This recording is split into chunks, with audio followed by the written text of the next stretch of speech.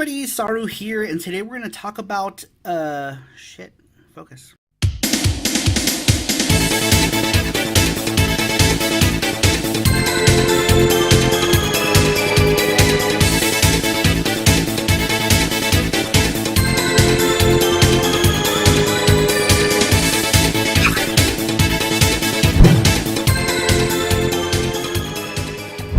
Today we're going to talk about a bit of a problem that I have, and I kind of feel like adults that are in my age range probably have the same problem, where you're buying games but you're not playing them as fast as you're buying them. And in my case, I've got even some old ones that I haven't even played yet, just because I've run into so many issues, or I work a day job where I spend about 40 to 50 hours a week doing that, and it's just really hard to find the time to play games. And I think the only real reason I play any games nowadays is because I have a YouTube channel that's focused on gaming. But I don't even think I would play any games if it wasn't for my YouTube gaming channel to give me the excuse to play more games, so that I can say that I'm using that time semi-productively.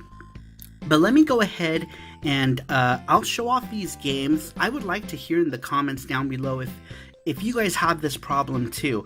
And I know this is a lot of games, and before you judge and say, oh, your Saru is a new game collectard or whatever, I'm not. I actually open games on stream all the time, but I just don't have the time to play them all. But let me go ahead and show you the games, and I'll shut up. The first game here is this new copy of Breakers that came from Josh Prod, who is also the company that's doing our Dreamcast game, FX Unit Yuki. Now, I've wanted this, I just haven't had the time to open it. I got this during the craziness of our game, and just never got around to playing it for the Dreamcast, but I will. This next game, this one I picked up from Japan. This one I have played through all the way many years ago. I picked this up from a shop called Himea Shop in 2001, and when I went to Japan this very last time, I was able to pick up a brand new copy there, because I no longer have my old copy. I don't even know what happened to my original copy of Melty Blood. But this is the original game with only the 6 characters. Originally, this was made by Watanabe Seisakujo, which is now Furansupan, or French bread. And this is a good game. I will do a video about this, just to talk about the original Melty Blood. These are actually all sealed Neo Geo games that I just found in a box from 2008. So I once moved from the United States to Australia, and before I did, I put a lot of stuff in storage and kept it in boxes, or I kept it at my brother's house. Well, he kept all of the stuff that I ended up keeping, but I did get rid of so much before I left from the United States, and I was only gone for a year, but I didn't know how long I was going to be gone for. So let me show you the games. The first one is Samurai Shodown RPG. Next is Fatal Fury 3. Next is Power Spikes 2. This is a sports game, so whatever. Fatal Fury 3 again. Super Baseball 2020. I actually had 2 copies of these. I gave one to Crazy Cubano for his birthday. I don't know if he actually opened it and played it, or if he used it as trader fodder. I don't know. And then this one here is Cross Swords. Now this one, I actually ended up picking this up right before my move. Otherwise, I would have opened it, because I love this game. It's a lot of fun. So I'll probably do a review on it and open it on camera. And a lot of people who collect sealed games are probably gonna be like, no, don't open it. But I open my games when I play them. So when I get to play, all of these will eventually be opened at some point. All right, next I'm gonna go ahead and talk about some PlayStation Vita games that I still have sealed. This one is Super Dimension Neptune versus Sega Hard Girls. I don't remember who got me this. Somebody bought me this as a present, because I love the Sega Hard Girls. These girls up here. I don't really care about the Neptunia series, but I do love Sega Hard Girls. Next is East Origin. Now, East Origin, I actually did beat many years ago when it came out for computer. Somebody had released a patch for it in English, and I played it in English and I beat it. This one I'm going to play very soon because I'm actually doing a video review of this one. This is Sayonara Umihara Kawase. And then this I got from my buddy Nectarsis. He was selling this for cheap and I grabbed it from him. It's a limited run game. I've never had luck buying limited run games, so next sealed Vita game here is Cursed Castilla, limited edition. This one I'm going to go ahead and just open and play. I don't think I'll do a review. It's not really a Japanese game, but it is inspired by a Japanese game, so maybe I'll talk about it. Next one here is Dragon Ball Fighter Z. I didn't open this one. This one was just an impulse buy because it was $15 on Black Friday. So I was like, 15 bucks? Psh. These I have not opened. I beat all of these games in their original formats, but I picked these up because these are the only way you can get them both physical, and I would have liked each one of them. So I picked them up from Japan, from Play Asia. I did a video talking about it. I still haven't opened them since that video. Next one is one I probably should have opened by now, but I have not. The reason for that is because I do have this one digital, but I don't care about that. I will open it even though I have played it, because I want to open it. I want to see what's inside, but I don't know if I want to save it for a video. I don't think it's necessary. Everybody knows Sonic Mania. I don't think a video for that is necessary unless somebody actually wants to see me open that. Maybe. This one here, this one is another one that I bought physical. I love this game. It's short, it's sweet, and it feels like Toho had a baby with a Vanillaware game, and this is what popped out. This game has incredible music. Love the character design. It's just a bummer because there's like no ending and stuff. Well, I'm doing a video of this, and I'll talk about it when I do the video. So let's get into some PS4 here, and then we'll go through the rest of my Switch. This one here, Battle Garega. This one is the Korean version. As you can see here in Hangul, it says Battle Galega. A bunch of stuff in Korean. Susuroga mandul.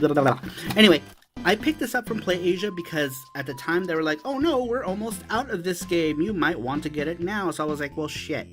If this is the only way I could get this game physically for the PS4, then I'll grab it. But the game has no like other language options. It is strictly in Korean.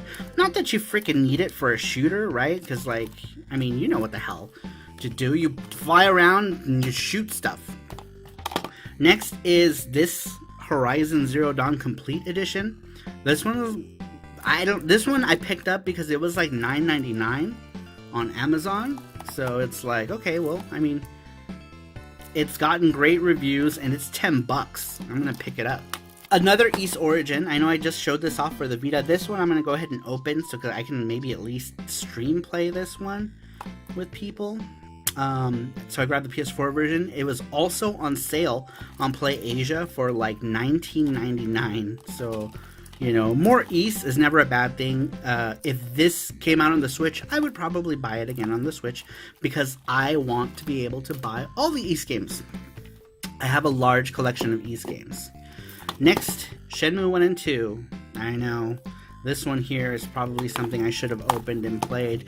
But then I'm like, if I play it, I'm going to want to play it all the way through. And I just don't want to get too involved. Just not right now, at least. But I wanted to buy it just in case, you know. I don't want it to, like, go get discontinued or something. Or who knows, whatever. Alright, this one here I bought because he is super cute. I will play it at some point. I have played these games in the past, obviously, on PS1. And Spyro is just cute, and this was a cheap collection too. Last PS4 game that I have yet to open. This one is Super Robot Wars X, Super Robot Tyson X. This one, Nectarsis, a buddy of mine recommended it because this one has subtitles in English. So I picked it up, and I have a lot of the older Super Robot Tyson games, and I have fun with these games, so I grabbed it. Alright, next, Toad's Treasure Tracker. I picked this up just to have the Switch version. I pretty much have bought everything on the Switch that was on the Wii U, and I had this on the Wii U. We played through it in its entirety. but it will be nice to play it as Toadette or whatever the heck that little thing is called. This one here I picked up because I just wanted to have it in physical form. I'm not very big on buying stuff that's digital, so we grabbed this physical copy of Okami. Great game. Played it a bunch for the PS2, and it's got the super cool artwork, very nice, and I will open that eventually. Lacrimosa of Dana. I have the PS4 version of this, which I played mostly through, but I never finished it, so I picked it up on the Switch in the hopes that I can conveniently play this version and eventually beat it. This one here, Saikyo Collection Volume 2. This one is going to be the next Switch game I open, because I just did the video for Saikyo Collection Volume 1. So I feel it's just natural for me to just do the Volume 2 video before Volume 3 comes out, and then it's completely irrelevant. But, I mean, these are retro games, so they're not really irrelevant ever. Alright, the last Switch game is Shining Residence from the Shining series.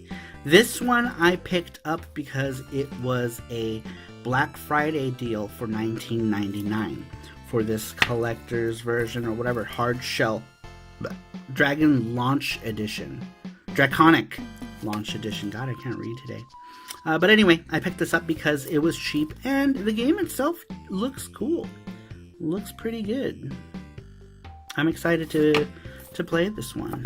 And it's got them animators. Alright, very last one here is Ys 8 Lacrimosa of Dana Special Edition. This one also has not been opened, and honestly, I do open all of my games, but this one I might just leave sealed, because there's no reason to open. I've already opened the PS4 version, I'm cracking open the Switch version.